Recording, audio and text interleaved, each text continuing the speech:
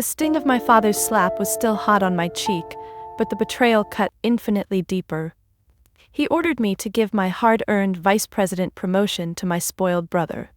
I'm Claire. At 29, I'd sacrificed everything for success, only for my own family to try and steal it. What I didn't know yet was that they weren't just stealing my job, they were hiding a $10 million secret, and they were willing to destroy me to keep it buried. Before I tell you how I tore down their gilded empire, let me know where you're watching from in the comments. Hit like and subscribe if you've ever been betrayed by the people who were supposed to protect you. Trust me, you need to hear how this ends. I stood at the edge of the boardroom, the city sprawling beneath me like a glittering promise. Central Park stretched out, a green heart pulsing under the autumn sun. My hands trembled, not from nerves, but from the weight of what I'd just heard. Vice President of Mergers and Acquisitions, Mr. Caldwell had said, his voice booming over the polished table, the youngest in Thorne and Harrison's history. Applause rippled through the room, my colleagues' smiles sharp and fleeting, but I didn't care. At 29, after a decade of 80-hour weeks, missed birthdays, and Christmases spent hunched over spreadsheets, I'd done it. I'd climbed the mountain. My heart thrummed as I slipped into the hallway, phone already in hand. I dialed Mom. She picked up on the second ring, her voice soft, distracted.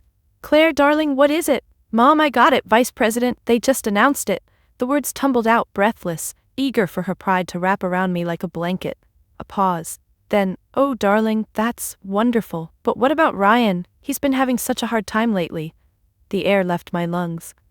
Ryan, my brother, who coasted through life on charm and our uncle's payroll, who never worked a day past 5, I stammered, "Mom, this is my moment, can we just—" "Claire, don't be selfish, your brother needs you." Her tone sharpened and I felt the familiar sting of being pushed aside. I hung up, my triumph souring, the phone cold against my palm. That evening I stepped into my family's Upper East Side apartment, a bottle of champagne clutched in one hand. I'd pictured hugs, laughter, maybe even Dad's rare smile. Instead, the air was thick, the kind of tension that hums before a storm. Dad sat in his leather armchair, his face carved from stone. Ryan lounged across from him, smirking, a glass of scotch dangling from his fingers. Mom hovered by the window, avoiding my eyes. "Claire," Dad said, his voice low, final. "Sit down." I didn't. "What's going on?" My pulse quickened. He didn't blink. "You're going to the board Monday morning. You'll decline the promotion. Respectfully, I've spoken to some contacts. Ryan's name will be put forward instead." The champagne bottle slipped in my grip, heavy as a brick. "What?" "It's about family, balance, our reputation." His words were a blade, precise and cold. Ryan's smirk widened, his eyes glinting with something cruel. I laughed, a sharp, disbelieving sound. "I earned this. 10 years, Dad, I bled for it." His jaw tightened. "Don't make this harder than it needs to be." "Harder?" My voice cracked. "You're stealing my life for him?" I pointed at Ryan, who shrugged, unbothered. The room spun. I looked to Mom, desperate for an ally. She stared at the floor, silent. The betrayal burned, a physical ache in my chest. I set the champagne on the coffee table, its golden label mocking me, and turned to leave. Dad's voice stopped me. "Claire, don't test me." I didn't look back. The door clicked shut behind me, and the world I'd built shattered. The slap came fast, a crack that echoed in the apartment's suffocating silence. My cheek burned, but the real pain was deeper, a bruise on my soul. Dad's hand hung in the air, his eyes blazing with rage. "You will not speak to me like that," he roared. "Loyalty, Claire, family, that's what matters." I stumbled back, my vision blurring with tears. "Loyalty?" I spat. "To what? To Ryan's laziness? To your ego?" Mom's voice cut through, soft but sharp. "Claire, don't provoke your father. Think of what this family has given you, given me, a lifetime of chasing their approval, of being the good daughter who never complained, who carried their name like a crown of thorns." I pressed a hand to my cheek, the heat of the slap radiating under my fingers. Ryan stood, his expression shifting to something almost pitying. "Claire, I'm sorry," he said, pulling a small wrapped box from his pocket. "This is for you, a promotion gift, no matter what happens." I took it, my hands shaking. Inside was an antique compass, its brass edges glinting under the chandelier. "So you never lose your way," Ryan said, his smile thin, his eyes cold.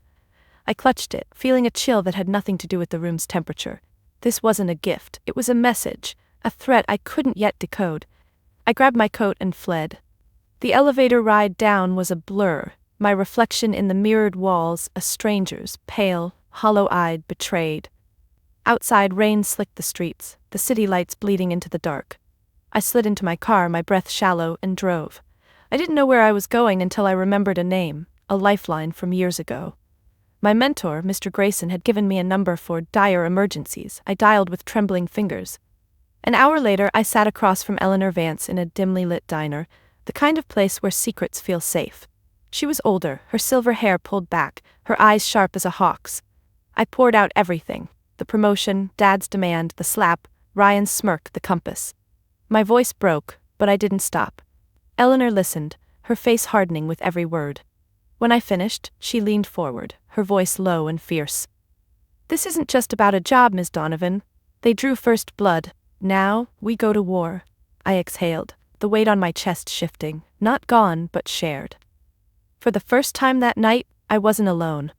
The compass sat on the table between us, its needle steady, pointing north. I didn't know what it meant yet, but I knew one thing: I wasn't going back. Eleanor slid a business card across the table. "My accountant, he's the best at finding what people hide. We start with your trust fund. Something tells me your father's not telling you the whole story." The next morning, I met Eleanor at her office, a cramped space cluttered with files and coffee mugs. She didn't waste time. "Your trust fund," she said, tossing a folder onto the desk. "Your father's been managing it since your grandfather died. What's he told you about it?" I shrugged, my stomach twisting. "Not much. Said it was modest, tied up in low-yield investments. I never pushed." Eleanor's eyes narrowed. "Modest, huh? Let's see about that." She called in her accountant, a wiry man named Leo with glasses that kept sliding down his nose. He opened his laptop and we began to dig. Days blurred into nights, the three of us hunched over documents, tracing numbers through a maze of accounts. I barely slept, my dreams haunted by Dad's slap, Ryan's smirk, Mom's silence. The office became my sanctuary, Eleanor's sharp wit and Leo's quiet focus grounding me. But the deeper we went, the uglier it got. Leo found it on the 5th day, a trail of transactions leading to a shell company called Aurora Ventures. My trust fund wasn't modest. It had been worth over $10 million. Had been. The money was gone, siphoned off through a web of corporations, all looping back to my uncle, Marcus Thorne. Dad had used my inheritance to bail out Marcus's failing ventures and cover his own gambling debts, all while parading our family as Manhattan royalty. I stared at the screen, my hands cold. "They stole from me," I whispered. "My own father." Eleanor's hand rested on my shoulder, steady, warm. "They stole more than money, Claire. They stole your trust, but we're taking it back." That night, alone in my apartment, I pulled out the compass Ryan had given me. It felt heavier now, tainted. I turned it over, my fingers brushing a loose edge. My heart raced as I pried open the back. No note, no secret message, just a tiny micro SD card, nestled like a viper. I plugged it into my laptop, my pulse hammering. A single encrypted file stared back at me. I called Eleanor. She arrived within the hour, her expression grim as she examined the file. "This isn't standard encryption," she said. "This is what financial criminals use to hide their tracks. Ryan didn't give you a gift. He gave you a bomb." "For who?" I asked, my voice barely audible. "That's the question." Eleanor's eyes met mine, fierce and protective. "But we're not playing their game. We're rewriting the rules." I nodded, the SD card burning in my palm. The betrayal cut deeper now, a wound that wouldn't stop bleeding. But Eleanor's presence, her unyielding strength, was a shield. I wasn't just fighting for my job anymore, I was fighting for me. The city felt like a cage, its skyscrapers closing in as I walked to work each morning. Word of my meeting with Eleanor had slithered back to Dad, his network of loyalists whispering in the shadows. I saw it in the way my colleagues' eyes darted away, their conversations hushing when I passed. The boardroom, once my battlefield, now felt like a trap. Eleanor warned me they'd strike back, but I didn't expect it so soon. On a gray Tuesday, I was called to the ethics committee. The room was sterile, the air heavy with judgment. Mr. Caldwell, my mentor, sat at the head, his face unreadable. Beside him, a junior partner I barely knew held a stack of papers. "Claire," Caldwell began, "we've received disturbing allegations. Emails, transactions suggesting mismanagement of your personal assets, reckless spending, instability. My stomach dropped. That's not true, I said, my voice steady despite the panic clawing at me.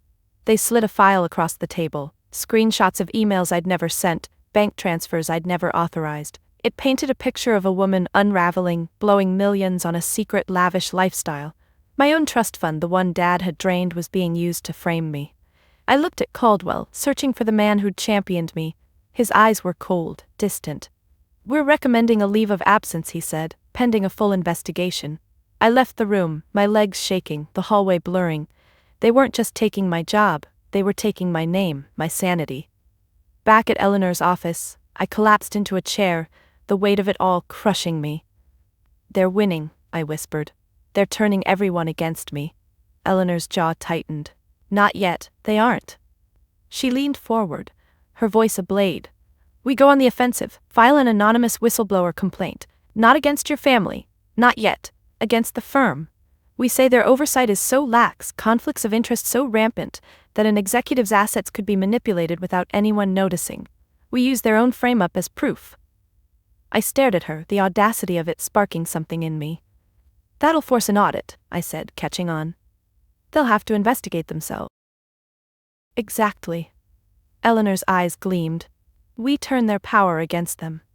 That night we cracked the SD card's encryption with help from a hacker Eleanor knew, a quiet kid named Sam who worked out of a Brooklyn basement.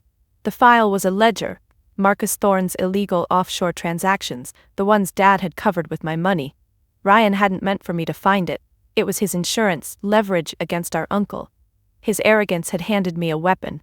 I clutched the printout, my hands trembling not with fear but with rage. They'd underestimated me. That was their mistake. The auditors arrived like vultures, their briefcases snapping open in the firm's conference room. The office buzzed with tension, junior staff scurrying, partners exchanging tight-lipped glances.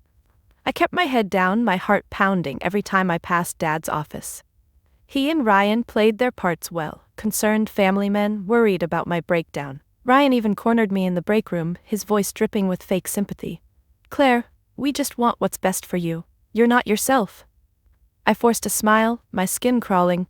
Thanks, Ryan. I'm fine. I walked away, his gaze burning into my back. Outside the office, the whispers grew louder. Colleagues I'd laughed with over coffee now avoided me. Rumors spread like wildfire. Claire's unstable, Claire's reckless, Claire's cracking under pressure. At a client dinner, a senior associate asked, point blank, if I was okay. I excused myself to the bathroom, splashing water on my face to hide the tears. The isolation was suffocating, a weight I carried alone. But I wasn't alone. Eleanor and I worked late, feeding the auditors carefully curated leaks from the ledger. A hidden account here, a doctored record there. We didn't accuse Dad or Marcus directly, we didn't need to. The evidence pointed the auditors where we wanted them to go. Each leak was a thread, pulling the noose tighter around my family's necks. One night I found Jenna, my assistant, waiting by my desk. She was young, barely 23, but her eyes were fierce. I know what they're saying about you, she said. It's bullshit. I've seen your work, you're the best we've got. She slid a USB drive across the desk. Emails. From Ryan to Marcus, they didn't think I'd notice. I stared at her, my throat tight. Why are you helping me? Because you helped me, she said simply. When I started, you didn't treat me like a nobody, you saw me. The emails were a goldmine, proof Ryan knew about the trust fund theft, proof he'd helped cover it up. I hugged Jenna, the first human touch I'd felt in weeks that didn't hurt. Her loyalty, small but fierce, was a crack of light in the dark. I wasn't just fighting for me anymore. I was fighting for her, for everyone they'd stepped on to keep their empire. The boardroom was a battlefield, the air thick with anticipation. Dad sat at the far end, his suit impeccable, his expression smug. Ryan lounged beside him, scrolling through his phone, oblivious to the storm coming. Marcus, my uncle, adjusted his tie, his eyes darting nervously. They thought they'd won. They thought I was broken. I walked in, my heels clicking against the marble floor, Jenna behind me with the projector. Every eye turned to me, some curious, some hostile. Caldwell raised an eyebrow. Miss Donovan, this is highly irregular. I won't take long, I said, my voice calm, cold. Jenna set up the projector, and I began. I didn't plead, I didn't cry, I played audio first. Ryan, drunk at a bar, bragging about how he'd take my job once his neurotic sister crashed. Gasps rippled through the room. Ryan's face went white. Then came the ledger, projected in stark black and white. Marcus's offshore accounts, the stolen millions, Dad's signatures on every fraudulent transfer. I laid it out like a surgeon, precise, unflinching. The room erupted. Marcus stammered. Dad's face turned purple. Ryan shouted something incoherent. I held up a hand, silencing them. One more thing, I said. Over the past month, using my recovered trust fund and 2 major investors, I've acquired a 35% stake in Thorne & Harrison. I'm not resigning. You're not firing me. I looked at Dad, then Ryan. You are, I turned to Marcus. And you, Uncle Marcus? Eleanor Vance has already sent this to the U.S. Attorney's Office. Expect a call. Caldwell stood, his voice shaking. Claire, you've saved this firm. He turned to Dad and Ryan. Security will escort you out. The room fell silent as guards appeared, their faces blank. Dad's eyes met mine, not with anger, but with something worse. Fear. For the first time, he saw me. Not his daughter, but his reckoning. I walked out, my heart pounding, not with triumph, but with a strange, hollow ache. I'd won, but at what cost? The elevator doors closed on Dad and Ryan, their faces pale, as security led them away. The boardroom was silent, the air heavy with the wreckage of their empire. I stood there, my hands trembling, the projector's hum the only sound. Caldwell approached, his voice low. Claire, you've done something extraordinary. But his words felt distant, like they belonged to someone else's story. I nodded, muttered a thank you, and left, my heels echoing in the empty hallway. Outside, the city was alive. Oblivious to the war I'd just fought. Headlines were already breaking. Thorne & Harrison rocked by fraud scandal. Marcus's arrest hit the wires by noon, his mugshot plastered across every financial blog. The family name, once a golden ticket, was now a curse. I walked through Central Park, the autumn leaves crunching under my feet, trying to feel something. Triumph, relief, anything. But all I felt was weight, a bone-deep exhaustion that no victory could erase. That night, my phone rang. Mom's name flashed on the screen and my stomach twisted. I answered, bracing myself. Claire, how could you? Her voice was raw, choked with sobs. You've destroyed us. Your father, your brother, our legacy. We raised you. I stared out my apartment window, the city lights blurring. You raised me to survive, I said, my voice steady. And you owe me for the therapy. I hung up, the silence that followed louder than her cries. I poured a glass of wine, but it sat untouched, the same way that champagne bottle had the night this all began. I wasn't celebrating, I was mourning, not them, but the girl I'd been, the one who'd spent her life chasing their love. Weeks later, I was back at my apartment, sorting through the chaos of my new reality. The doorbell buzzed, and I froze. Ryan stood on the other side of the screen door, his designer coat rumpled, his eyes bloodshot. He looked smaller, deflated, a shadow of the smirking prince he'd been. Claire, he said, his voice cracking. I need help. A job, a loan, something. I'm sorry. I studied him, searching for the brother I'd once idolized, the one who'd taught me to ride a bike, who'd sneaked me cookies when Mom wasn't looking. He was gone, replaced by this stranger who'd gambled my future for his own. The person you knew, I said, the girl who'd do anything for this family's approval. She's gone. You destroyed her. You're on your own now. His face crumpled, but I felt no pity, only a quiet finality. I closed the inner door, the lock clicking into place. It wasn't just a door shutting, it was a chapter, a life sealed away forever. I leaned against the wall, my breath shallow, and for the first time in months I cried, not for them, but for me. For the years I'd lost, the love I'd begged for, the scars they'd left. The tears burned, but they cleansed, washing away the last of their hold on me. The next morning I found a letter slipped under my door, no signature, just a single line in Mom's elegant script. You were always stronger than we deserved. I stared at it, my heart twisting. Was it an apology? A manipulation? I didn't know, and I didn't care. I tucked it into a drawer, unopened, unresolved. Some wounds don't need answers, they just need time. The office felt different now, not just because it was mine, but because I'd made it so. The walls, once lined with Dad's trophies, now held photos of the team. Jenna, promoted to junior executive, her smile bright. Leo, the accountant who'd cracked the trust fund case, now a senior consultant. And others, people who'd been overlooked, underestimated, just like me. I'd rebranded the firm as Harrison Capital, shedding the Thorn name like dead skin. The board had named me president and acting CEO, a title that still felt like it belonged to someone older, wiser. But I was learning to wear it. My first act was the Phoenix Initiative, a mentorship and venture capital fund for women and minorities in finance. I funded it with the recovered assets Dad and Marcus had stolen, turning their greed into something good. The applications poured in, each one a story of grit, of dreams deferred but not dead. I read them late at night, my coffee going cold, feeling a spark I hadn't felt in years. Purpose, real and unshakable. The corporate culture shifted under my watch. No more nepotism, no more backroom deals. I hired based on merit, rewarded loyalty, and demanded ethics. Clients noticed, trust returned, and with it, profit margins climbed. The firm wasn't just surviving, it was thriving, a phoenix rising from the ashes of my family's ruin. Jenna became my right hand, her sharp mind and fierce heart a mirror of the woman I was becoming. One afternoon, she dropped a stack of proposals on my desk, grinning. "You're changing things, Claire? Not just here, but out there." She nodded toward the window, the city sprawling beyond. "People are talking, they're inspired." I smiled, but the weight of it lingered. Inspiration was heavy, a responsibility I hadn't asked for but wouldn't shirk. I thought of Eleanor, who'd retired to a quiet life upstate, sending me a single postcard. "You didn't just win, kid, you rewrote the game." I kept it on my desk. A reminder of the war we'd fought, the shield she'd been when I had none. A year later, I sat in my office, the same one where this story began, but it was mine now, every inch. The skyline glittered outside, not a mountain to climb, but a kingdom I'd built. On my desk was a letter from a young woman the Phoenix Initiative had funded. She'd started a fintech startup, her words brimming with gratitude and fire. "You showed me I could be more than my past." I read it twice, my throat tight, and tucked it away like a treasure.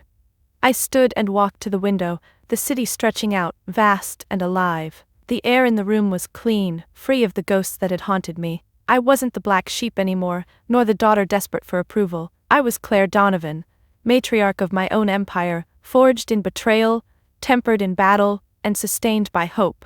The compass Ryan had given me sat on a shelf, its needle still, a relic of a life I'd left behind. I didn't need it to find my way. I'd built my own path brick by brick from the ashes of their lies. As I turned from the window, my phone buzzed, a message from an unknown number. "Meet me, one last truth. R. Ryan." My heart stuttered, but I didn't hesitate. I deleted the message, my fingers steady. Whatever truth he had, it wasn't mine to carry. My story wasn't his anymore. It was mine, open-ended, unfinished, and full of possibility. I stepped out of the office, the door clicking softly behind me, and walked into the city, my city, ready for whatever came next.